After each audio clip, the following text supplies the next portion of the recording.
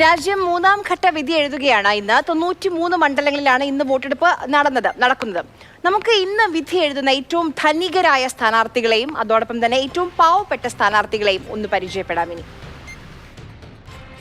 പല്ലവി Srinivas jumbo south ഗോവയിൽ നിന്നുള്ള BJPയുടെ സ്ഥാനാർത്ഥിയാണ്. സ്വത്ത് വിവരത്തിൽ കാണിച്ചിരിക്കുന്നത് 1361 കോടി. കോൺഗ്രസ് പാരമ്പര്യത്തിൽ നിന്ന് BJPയിലെത്തിയ ജ്യോതിരാദിത്യ സിന്ധ്യയാണ് രണ്ടാം സ്ഥാനത്ത്. വിധി തേടുന്നത് മധ്യപ്രദേശിലെ ഗുണയിൽ നിന്ന്. ആസ്തി 424 കോടി. ഛത്രപതി സാഹു ഷാഹാജി കോൺഗ്രസ് സീറ്റിൽ മഹാരാഷ്ട്രയിലെ കോലാപൂർ മണ്ഡലത്തിൽ നിന്ന് ജനവിധി തേടുന്നു. 342 കോടിയാണ് സാഹുവിന്റെ ആസ്തി. ഇനി പാവപ്പെട്ടവരെ പരിചയപ്പെടാം. ഇർഫാൻ അബു തലീബ് ചന്ദ് സ്വതന്ത്ര സ്ഥാനാർത്ഥിയാണ്. കോടീശ്വരനായ ഛത്രപതി സാഹുവിനെതിരെ കോലാപൂരിൽ നിന്ന് മത്സരിക്കുന്നു. ആകെ കയ്യിലുള്ളത് 100 രൂപ. രേഖാബെൻ ഹർസിംഗ് ബായ് ചൌധരി പേരിന് നല്ല നീളമുണ്ടെങ്കിലും കയ്യിലുള്ളത് ആകെ 2000 രൂപയാണ്.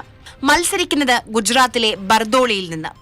മനോഹർ പ്രദീപ് സത്പുട്ടെ സ്വതന്ത്രനായി മത്സരിക്കുന്നു മഹാരാഷ്ട്രയിലെ ഹഡ്കനാഗളയിൽ നിന്ന്.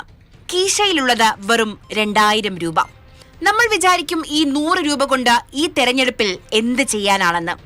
കയ്യിൽ 5 പൈസ പോലും ഇല്ലാത്തവരുണ്ട്. 4 പേരുണ്ട് കയ്യിൽ കാലണയില്ല എന്ന് സത്യവാങ്മൂലം കൊടുത്തവർ. Election desk, Mathrubhumi news.